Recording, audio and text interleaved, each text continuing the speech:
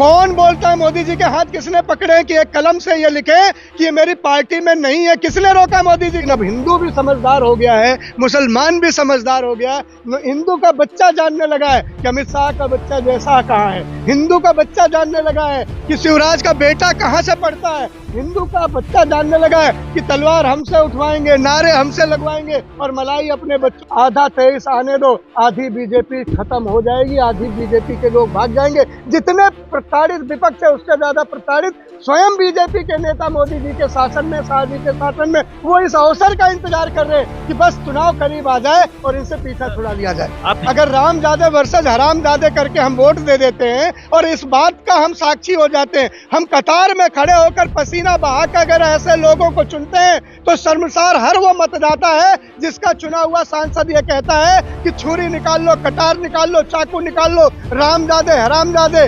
80% 20 करते हैं और जो कहते हैं कि दूसरे के धर्म की बेटियों को भी खींचकर बलात्कार करेंगे। हमारे देश के पूर्वजों ने कभी नहीं सिखाया था कि बेटी बहन अलग और जुड़ा होती है, बेटी बहन साझी होती है, उनका मान सम्मान साझा होता है। मकसद क्या है? लव जिहाद को बचाने के लिए करा जा रहा है। इस तरह के बयान से मकसद क्या है बीजेपी का? देखिए, बीजेपी का मकसद एक ही है, अभी तक कोई कार्रवाई उन पर नहीं हुई। एन केन प्रकारेण वोट की रोटी सेकी जाए, वोट का खेत फसल लहलाता रहे। मैं कहता हूं कि किसी की खैरात से कोई भी मुसलमान मोहताज नहीं है। मैं कहता हूं जब आजादी मिली है तो इसमें बिस्मिल का भी लहू था, भगत का भी लहू था, चंद्रशेखर का भी लहू था। साझी विरासत, साझी लड़ाई, साझा संघर्ष, साझा तप। और कौन भूल सकता है अब्दुल हमीद साहब को? साहब कौन भूल सकता है उस कुर्बानी को? और आज कहते हैं हिंदुस्तान से 80 और 20। मैं कहता हूं हिंदुस्तान हम है, हाँ से हिंदू, माँ से मुसलमान है। मैं कहता हूं बड़े बात से कि जब भी देश में नफरतवादी उन्माद चलेगा, जब भी इनके विकास का काम चलेगा, बहुत अच्छी बात एक होती है कि जब भी इन्हें नागरिकों की जेब काटनी होगी, जब भी सिलेंडर के दाम बढ़ाने होंगे, जब भी कोई नया मुद्दा लाना होगा, आपकी आंखों में धूल झोंकेंगे, हिंदू मुसलमान की लड़ाई को आगे करेंगे, आपकी बातों को झुठला देंगे और वो कह देंगे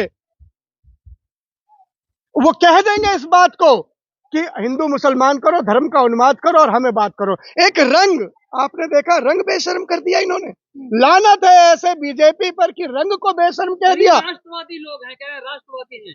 राष्ट्रवादी कौन नहीं है भैया?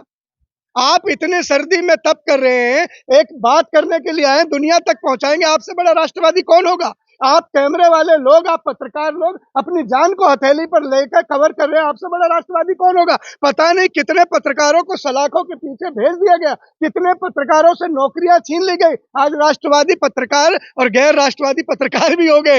एक तरफ वो सुधीर चौधरी है, अंजना उनका सब ये राष्ट्रवादी का लियाकत है।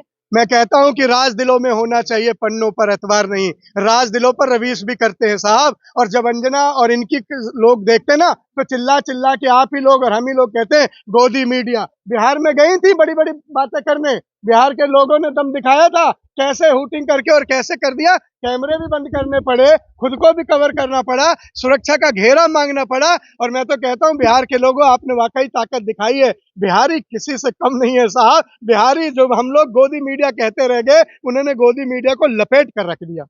सर हम बात करिए, इस पर हम बात करें साधु प्रज्ञा ठाकुर पर। उन पर आतंकवाद का खुद आरोप है और वो खुद मुसलमानों को कत्ल की बात कर रहे हैं। उस पर आप लोगों को क्या स्टैंड रहेगा? जाहिर तौर पर कि मुसलमान कोई कमजोर कौम नहीं है, मुसलमान किसी दया की मोहताज नहीं है, मुसलमान कोई अकेले नहीं है। अगर इस देश में 20% मुसलमान हैं और 80% हिंदू कहते हैं तो 80 में से 70% हिंदू मुसलमान भाइयों का हाथ पकड़कर मजबूती के साथ खड़े हैं। और ये 10% फिरका परस्ती लोग जो अपने आप को कहते हैं कि भगवा बेशर्म रंग है, मुसलमान देशद्रोही है, जो कहते हैं, मैं उन्हें देशद्रोही कहता हूं। क्योंकि उनका कहना है जितने भी आतंकी पकड़े सब मुसलमान हैं। मैं तो कहता हूं साध्वी प्रज्ञा पर भी एक आरोप लगा था। आप बता दिए कौन सा आरोप लगा था? उन पर वो कौन से आरोप के तहत जेल के शिक्षों में थी, वो कौन से आरोप के तहत उन बताती हैं कि मेरी हड्डियां तोड़ी गई, वो कौन से आरोप के तहत बताती हैं कि मुझे झूठे उसमें खाना खिलाया गया, कौन से आरोप में थी। साधु जी, आपको याद है आतंकवादी क्या होता है? आपको याद होगा बढ़िया से आतंक कैसे फैलाया जाता है। मैंने फिर कहा कि चोर चोरी से जाए, हेरा फेरी से न जाए। सांसद बनी हुई है फिर ये देश का दुर्भाग्य है साहब। मोदी ने मतलब दुर्भाग्य है मोदी जी। मैं बात किसी एक व्यक्ति का नाम नहीं ले रहा हूँ, किसी एक पद की गरिमा को मैं आघात नहीं करना चाहता। बड़े गरिमा का पद है प्रधानमंत्री का, लेकिन बड़ी शर्म की बात है कि प्रधानमंत्री जी ने ऐसे लोगों को अपने दल में शामिल किया है जो कहते हैं चाकू तेज करा लो, छुरिया लेके निकलो। किन्हें मारना चाहती हो? किस देश की माटी को लाल करना चाहती हो? भारत माँ के तिलक पर लहू का टीका क्यों लगाना चाहती हो? किस मुंह से फिर आप लोग बोलते हो जय श्री राम? जय श्री राम ने क्या यही किया था प्रभु राम ने? प्रभु मर्यादा पुरुषोत्तम राम ने तो भील के भी झूठे बेर खाए थे, निषाद राज को भी गले लगाया था, प्यार किया था। उनके राज में तो कभी कोई चाकू छुरी नहीं चले।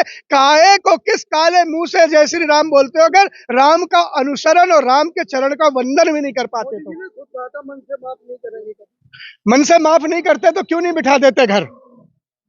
कौन बोलता है मोदी जी के हाथ किसने पकड़े कि एक कलम से ये लिखे कि ये मेरी पार्टी में नहीं है? किसने रोका मोदी जी को? क्या लगता है मन से माफ नहीं करेंगे उसके बाद भी फिर तमाम ये चीजें मन से मोदी जी? इतनी दया कृपा है? मन से माफ नहीं करेंगे, लेकिन मोदी जी चतुर राजनेता हैं। मोदी जी का एक मंत्र रहा है, गोधरा उसका गवाह है, गुजरात उसका गवाह है, पल पल ये साक्षी रहे हैं कि किस तरह बीजेपी का ग्राफ बढ़ा। जब जब उन्माद फैलता है बीजेपी की वोट की झोलियां भरती हैं। लेकिन अब हिंदू भी समझदार हो गया है, मुसलमान भी समझदार हो गया है। हिंदू का बच्चा जानने लगा है कि अमित शाह का बच्चा जैसा कहाँ है। हिंदू का बच्चा जानने लगा है कि शिवराज का बेटा कहाँ से पढ़ता है। हिंदू का बच्चा जानने लगा है कि तलवार हमसे उठवाएंगे, नारे हमसे लगवाएंगे और मलाई अपने बच्चों को। गुजरात में मोरबी में तमाम लोग मरे, बिल्किस बानो को जो है जमानत हो गई, गुजरात वालों ने खूब प्यार दिया उसके बाद भी।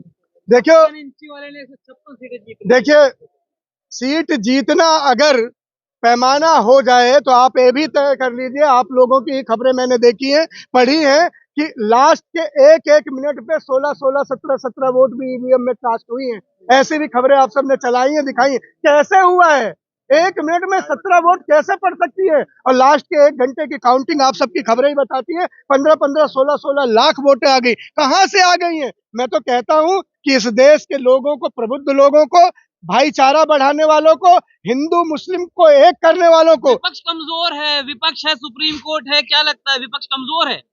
देखिए विपक्ष और पक्ष कोई कमजोर नहीं होता, डर ज्यादा हो गया है। डरता है विपक्ष मोदी से? विपक्ष नहीं डरता, हम और आप डरने लगे हैं ईडी से और सीबीआई से। दो जो इनके तोते, जो ये दो हथियार हैं, आज लोग नहीं बोल रहे, लेकिन 23 कल परसों से शुरू हो रहा है।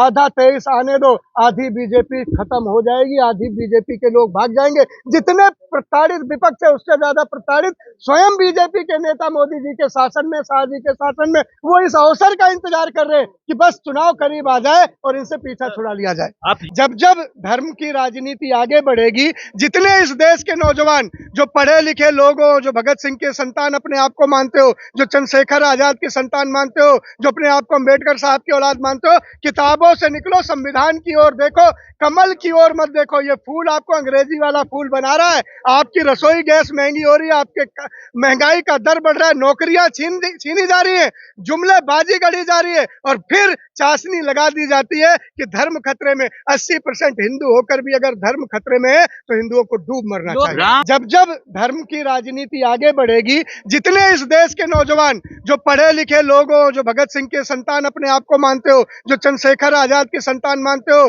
जो अपने आप को अम्बेडकर साहब की औलाद मानते हो, किताबों से निकलो, संविधान की ओर देखो, कमल की ओर मत देखो। ये फूल आपको अंग्रेजी वाला फूल बना रहा है। आपकी रसोई गैस महंगी हो रही है, आपके महंगाई का दर बढ़ रहा है, नौकरियां छीनी जा रही है, जुमलेबाजी गढ़ी जा रही है और फिर चाशनी लगा दी जाती है कि धर्म खतरे में। 80% हिंदू होकर भी अगर धर्म खतरे में है तो हिंदुओं को डूब मरना चाहिए। राम मंदिर बन गया है सर, कब्जा कर लेगा सर। चाइना कांप रहा है, पाकिस्तान डर रहा है। सब कांप रहे हैं, सब डर रहे हैं, बस मोदी जी को ठंड नहीं लगती। वो अलग बात है कि वो 36 लाख का सूट पहनते हैं, 10 लाख का सूट पहनते हैं। 56 इंच का सीना है ना मैं उनका? कह रहा हूँ 56 इंच का सीना देश की भलाई में लगना चाहिए। 56 इंच का सीना देश के काम आना चाहिए। 56 इंच का सीना बच्चों को रोजगार देना चाहिए। 56 इंच का सीना 6 बच्चों का स्कूल टेंट का बनवाता है। ये कैसा 56 इंच का सीना है कि 56 मिनट की क्लास और स्कूल गायब। स्कूल ढूंढ रहे हैं लोग। 56 इंच के सीने ने पहला एक स्कूल बनाया, 6 बच्चों को बिठाया, एक लैपटॉप लगाया, खिड़कियां भी टेंट की, दीवारें भी टेंट के, और वो टेंट गायब। अरे भैया, जिनपिंग को झूला झुलाने वाले ये देश के नौनिहाल, देश के बच्चे आपको इंतजार कर रहे हैं। अब जुमलेबाजी का दौर खत्म हो गया। 24 आखिरी है, इसके बाद आपकी वापसी नहीं है। तानाशाही आप- नहीं चलेगी। आप अभी मुसलमानों की चलेगी। बात करें, अब क्रिसमस डे पे भी जो है तुलसी दिवस मनाया जाएगा। मनाना चाहिए। तुलसी जी की पूजा की जाएगी, क्रिसमस डे नहीं तो ये मनाया अपराध जाएगा क्या इस है? देश में। अपराध क्या है? जिसको क्रिसमस मनाना हो क्रिसमस मनाए, जिसको तुलसी मनाना बबीता तुलसी फोगाट में, कह रही है जिनको कि मजार एक-एक जाना लाइन पे आएंगे। जिनको मजार जाना हो मजार जाए। यही तो आजादी संविधान में लिखी है। किसने रोका तुलसी दिवस को? क्यों रोकना चाहिए? मैं तो कहता हूँ जो नानक के प्यारे हो नानक की इबादत करें, जो कबीर के प्यारे कबीर की, और जो रसकान को चाहते हैं वो रस में डूब जाए। आपने कहा 24 आखिरी है, लेकिन कह रहे हैं 35 साल और राज करेंगे, कोई हिला नहीं सकता। बहुत बढ़िया बात कही थी मोदी जी ने, जिसे अमित शाह ने झुठला दिया कि 15 लाख आपके अकाउंट में आएंगे। उन्हीं के डिप्टी अमित शाह जी ने कहा था कि ये जुमलेबाजी करते हैं, जुमला बोलते हैं। ये भी एक बड़ा जुमला है। उनकी बातों में अब दम नहीं। बीजेपी में ही कई ऐसे नेता तैयार हैं जो चाहते हैं कि मोदी मुक्त हो बीजेपी, मोदी से मुक्ति बीजेपी को मिले और हम कुर्सी पर आए। देश तानाशाही से ना बीजेपी चलाना चाहती है, न देश के और लोग। ये कुछ लोग आए हैं, ये देश का दुर्भाग्य है, जिनमें प्रज्ञा ठाकुर भी शुमार है। हिंदू राष्ट्र नहीं चाहिए आपको सर? मुझे नहीं चाहिए हिंदू राष्ट्र, मुझे बाबा साहब अंबेडकर का दिया हुआ संविधान का राष्ट्र चाहिए। चलिए, शुक्रिया।